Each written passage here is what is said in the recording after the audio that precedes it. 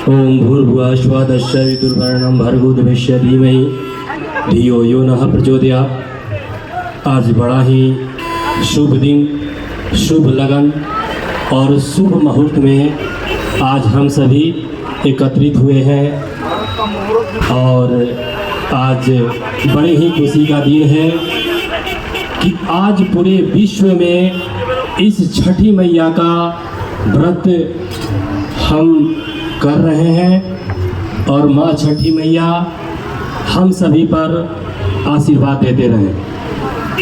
अगर कहा जाए इस शरीर का सबसे बड़ा जो पर्व है वो महापर्व है, वो षष्ठी व्रत यानी कि छठ व्रत। बड़ा ही बढ़िया। लोग कहते हैं कि हम तो उगते हुए का ध्यान करेंगे, लेकिन हमारा सनातन हमारा धर्म डूबते हुए सूर्य को अर्घ देकर उनको प्रणाम करता है। हे सूर्य भगवान, आप अस्त हो रहे हैं, आप उदय होकर हमें आप उदयमान करेंगे। मैं इस बंगाल पूरे राज्य का मैं बहुत ही धन्यवाद करूंगा जो हमारे छठ व्रत के लिए इतना बहुत बढ़िया प्रोग्राम बनाए हुए हैं। मुझे तो लगता है कि ये हमारा धर्म आगे की ओर बढ़ते रहेगा। ऐसे कहा जाए हमारा हिंदू सनातन सबसे श्रेष्ठ है और श्रेष्ठता में कभी भी आप कमी नहीं कीजिए। कोई भी धर्म हो, उस धर्म के बारे में हम आलोचना नहीं करेंगे। हम श्रेष्ठ हैं, श्रेष्ठ रहेंगे। उनके धर्म को, दूसरे के धर्म को मैं कभी भी नीचा दिखाने की कोशिश नहीं करूंगा। मैं अपने धर्म का प्रचार करूंगा और अपने धर्म के बारे में बोलूंगा। हमारा धर्म इस देश के लिए, सनातन के लिए बड़ा ही उच्चतम कोटि का है और इससे बढ़िया कोई और धर्म नहीं हो सकता है।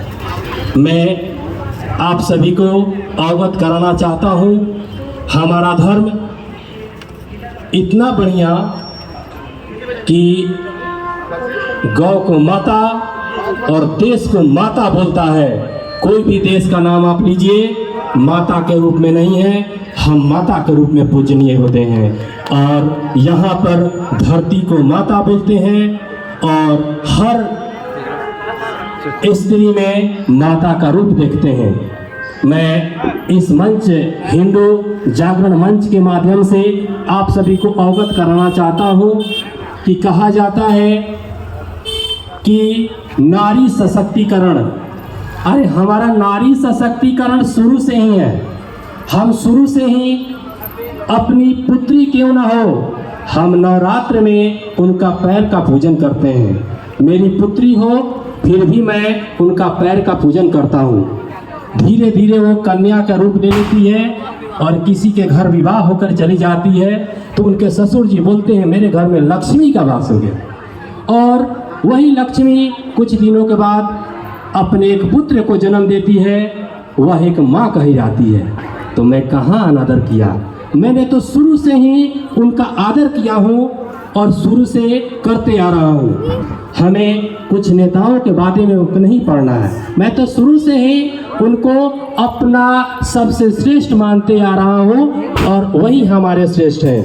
वो हमारी माता है, वो हमारी जननी है। हम अपने देश में छोटे बच्ची को कन्या के रूप में